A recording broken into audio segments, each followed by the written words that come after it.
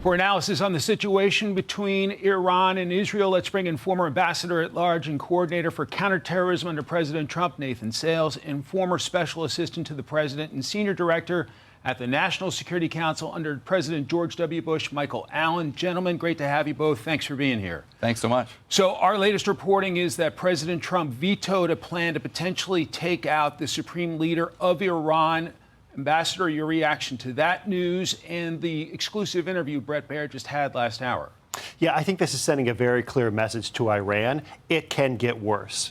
Israel has dismantled their military. It's done a decapitation of the command and control of the Iranian military, destroyed nuclear capabilities, eliminated nuclear, they call them scientists. They're actually nuclear weapons engineers trying to weaponize nuclear technology.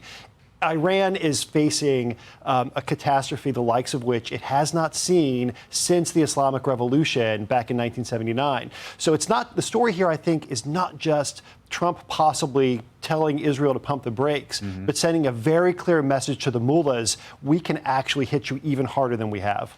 Michael, your reaction to Bret's exclusive with Prime Minister Netanyahu, what are your key takeaways? Well, first, what an incisive interview on the most urgent issues of the day.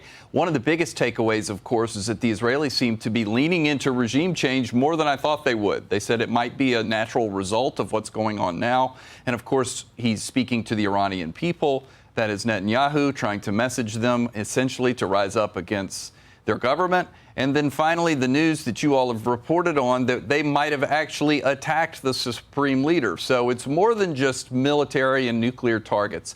The second big takeaway was for this to be considered a success, ultimately, they're going to have to be able to get Fordow, the underground enrichment facility inside of Iran.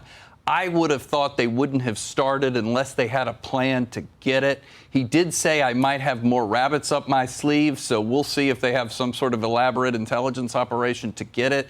But the big question on my mind is, did they think the United States would get in after a few days and take care of business? Was Trump okay with that, or did they jam us?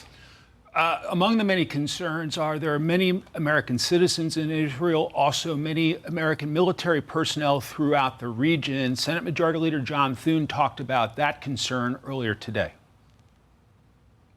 What the U.S.'s response will be triggered by is how Iran responds.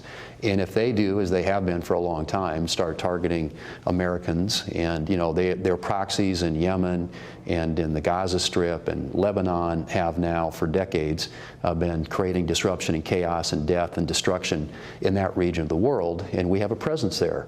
And if they attack that presence, they should be prepared for us to respond. Ambassador, what about concerns about protecting Americans in harm's way?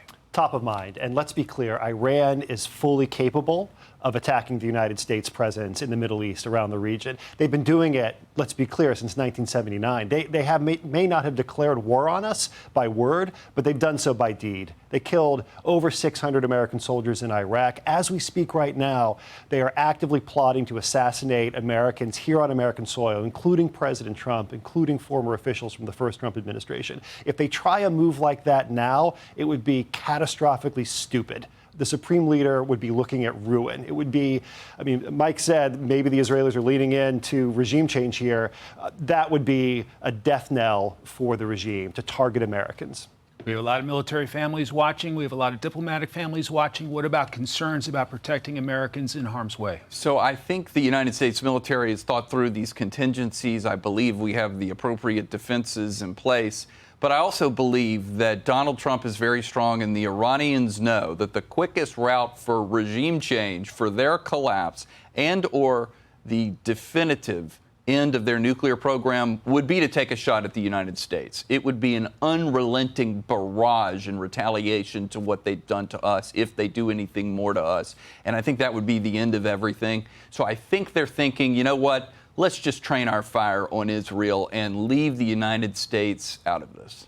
We're nearly out of time, but I want to give you each a chance to talk about your expectations with the G7 about to start in Canada. Ambassador. Well, we need solidarity with Israel. The United States has stood solidly behind Israel because the Iranian nuclear program, their weapons program, isn't just a threat to Israel. It's a threat to the U.S. They chant death to America. Imagine what they would do with a nuclear weapon behind that slogan.